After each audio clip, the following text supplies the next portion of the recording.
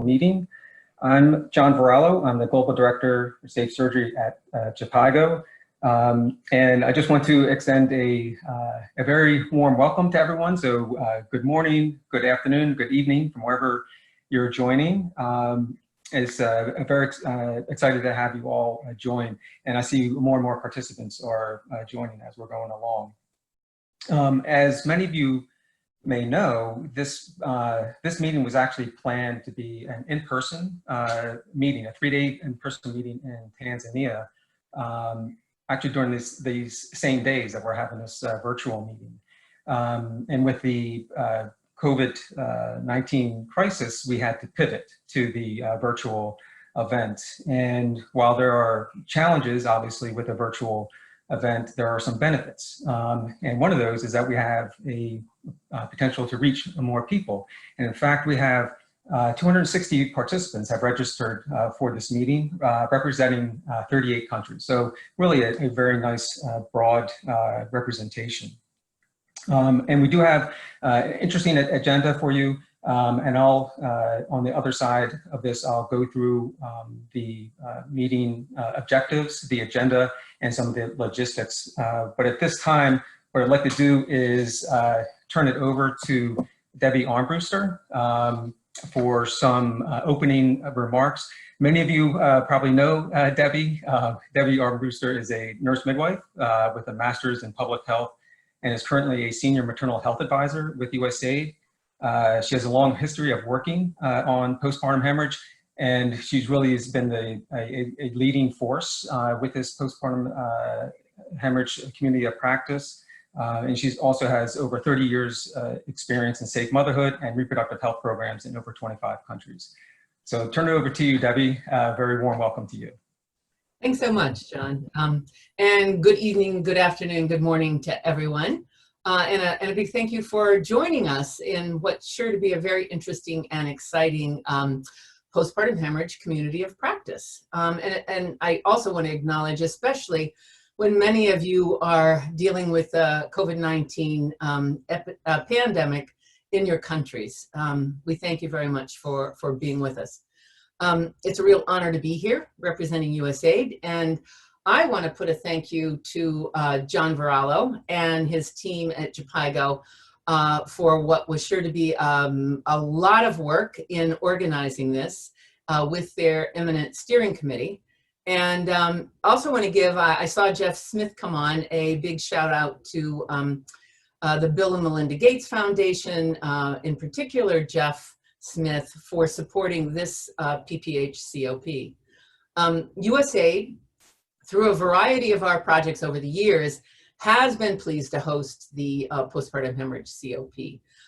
It's always been a place to learn where new information, new research, innovations were shared. It was a place for colleagues to get together, people meeting to figure out how to collaborate. So I'm sure it will continue to be even in this virtual setup. So, and I do want to say that moving forward, USAID is pleased that our New Momentum Country and Global Leadership Project will move forward and continue to host the PPH community of practice.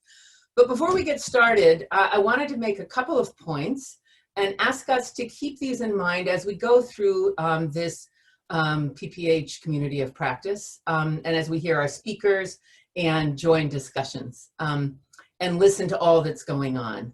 The first point relates to the cause of maternal mortality. And before I get to that next slide, I want folks to remember that old slide we all saw for many years, which was PPH as 1/4 or 25% of maternal mortality. It's the only slide we saw for many, many years. So now let's have the next slide. And next slide, please. Okay, there we go. So back in 2007, Khan looked at data again, and as you can see in the top two pie charts, PPH still remains at 31 to 34%. Next slide. Next slide. Thank you. In 2014, the WHO systematic review, Laleh Sey and her team put together, we have 27%. And if you look on the right, we have, not very easy to see, but this is the countdown where their analysis of data showed hemorrhage with PPH being the largest contributor at 35%. So what is this telling us? It's telling us that we're not moving the needle, that there hasn't really been any change for all of really some great work that's been done, new medicines, new innovations, lots of new research, lots of activities trying to bring down postpartum hemorrhage as the leading cause of maternal mortality. But we're not getting there yet. And I think the question for us is why? What do we need to do differently? So as we go through today, let's think about that. The second thing that happened as the last PPH-COP ended and we thought, okay, what forward? We asked the Boston Consulting Group to do a landscape analysis and talk to stakeholders about what should we be doing going forward with our PPH-COP? Should we have it? Should we not? And one of the things that we learned from them was that we weren't hearing the voices of our partners in countries, that the voices from the South weren't visible, they weren't in leadership. And with that, USAID decided to host a meeting in Senegal, next slide please, this past November. And we held a meeting called PPH's Voices from the Field, Engaging Country Stakeholders to Advance Postpartum Hemorrhage Care. It was a really exciting meeting and we learned a lot from our country colleagues. Next slide, please. So what did they tell us? They identified challenges that really haven't been at the top of our minds as we've been working on PPH. One of them was really the insufficient human resources for health is one of the key points. These health systems issues really are one of the main reasons why we're not moving forward. We haven't focused a lot on blood management, but they pointed out it really was a serious problem that should be dealt with. The lack of quality uterotonics, now we have been trying to work on that. Poor referral and transport systems and infrastructure at the facility level. Also, a dearth of appropriate data collection and use of data for decision making. And lastly, really a lack of community awareness on the urgency of PPH and how it can be prevented and treated. Next slide, please. Additionally, what the countries told us is that we really needed to provide and work with them on clear messages for priorities and approaches to reducing PPH, that we should focus more on issues of the countries, particularly identifying the most efficient opportunities to address country-specific challenges. And we really needed to empower communities to support these efforts. We should treat global and country stakeholders as equals and provide opportunities for country stakeholders to have their voices heard. And I think we'll be seeing that in our meeting today. We need to support coordination of global partners at country levels because we often have some confusion and lack of strategic prioritization of activities in countries, in part caused by the global partners. And we need to ensure that new information, and I think some of us were really surprised at at how much this was stressed, that the information on PPH prevention and treatment, the changes to the essential medicine list, and the new WHO recommendations and guidelines were not reaching everyone everywhere. Last slide, please. So how can we work together going forward? And these were some of the things that came out in the meeting. In one's own country, the suggestion was to engage local stakeholders, working with government officials, local partners, and communities to advocate for the new interventions, to bring information forward about the tranexamic acid that's available now, the anti-shark garment policy changes, and to push for coordination with local partners.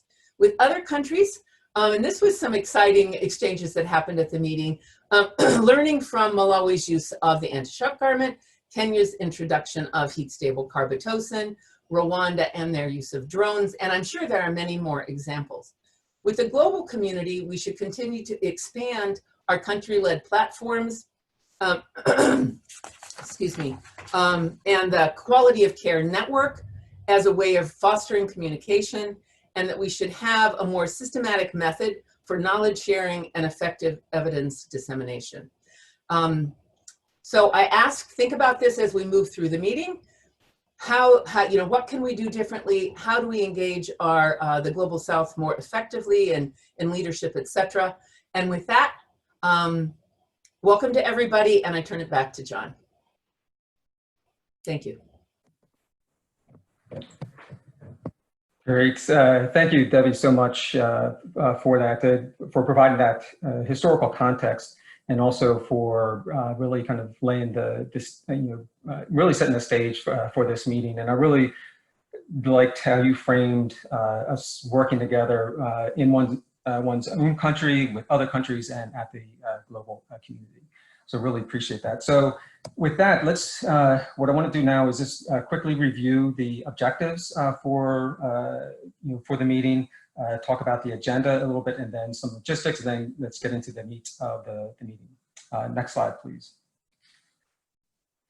So the objectives for this annual meeting, and I'm just going to read these, but you have these for reference, is to review and discuss emerging evidence and identify critical evidence gaps, to share implementation successes, shortcomings, identify existing challenges and entrenched obstacles, and discuss potential solutions, to align the MNCH community on strategies, mobilize support to spark action, accelerate progress toward targets and key health system priorities, and to support ministries to drive systems changes for sustainable implementation of best practices for PPH. Next slide, please.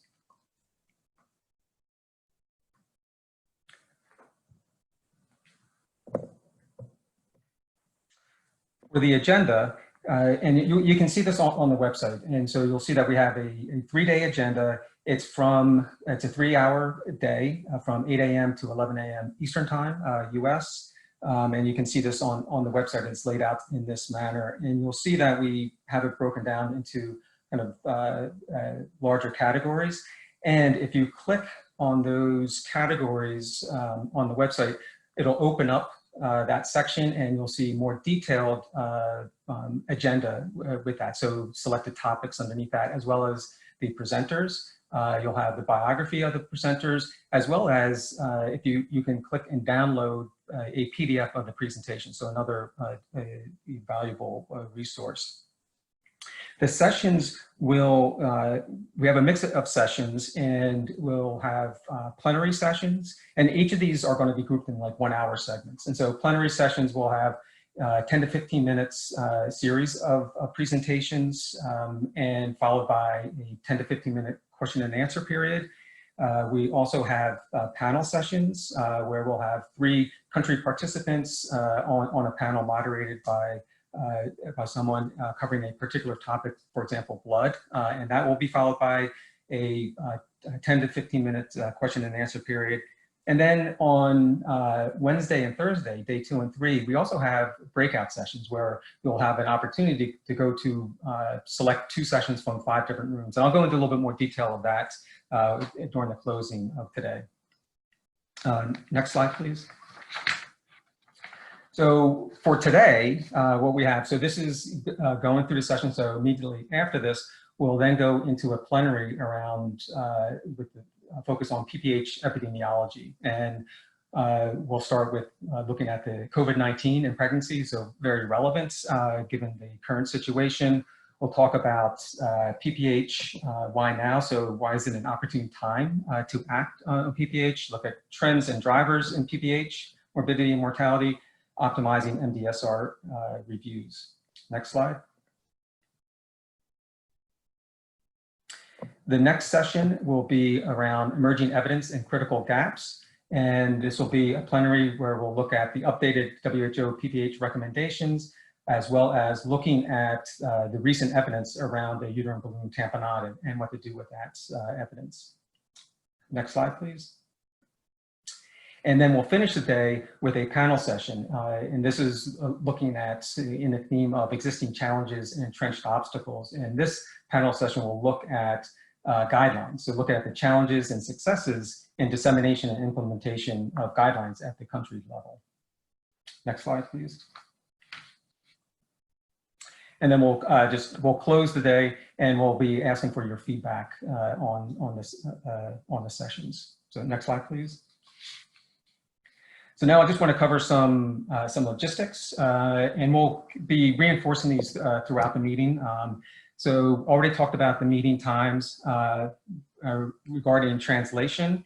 So we do have French translation available, but everyone must opt in either for English or French interpretation. And what you'll see is on the bottom of your screen on the taskbar to the right is an interpretation symbol, and you need to click on that and select either English or French. So please ensure that you do that. On the website, all these sessions are being recorded, and we'll be housing the recordings on the website, so you'll have access to those in the future. On the website also, by day, you'll see at the bottom of the drop-down, you'll see a resources folder. And if you click on that, there'll be pertinent technical resources that are housed within those folders, documents, links, etc. For the question and answer, so if you have a question for a presenter, then please, in the Q&A window, please submit your questions to the presenters there, okay? And what will happen is that the moderator will then collect the questions, and we'll read the questions out loud, verbally, in the Q&A period. And we'll try to get through as many questions as possible. If we can't get through all of them, then we'll collect them and make sure that they are answered, and we'll get those results back to you. The chat is to provide comments or questions to participants and to contribute to discussion. So if you have a question for a presenter, don't put it in the chat, put it in the Q&A. But use the chat for this ongoing discussion amongst participants. But I want to make very clear that the chat room is a safe place. This is a place for respectful discussion and civil discourse. Do not use offensive language or comments. That will not be tolerated. Lastly, in the chat, what we'd like you to do, as the sessions are going along, we want to hear from you what you find is important, is interesting, new. So when you feel a key point of particular importance is made, or some interesting new information is presented, or a promising best practice, or implementation approaches discussed, please put that in the chat room so that we can review that and collate those responses. Next. Great. So we're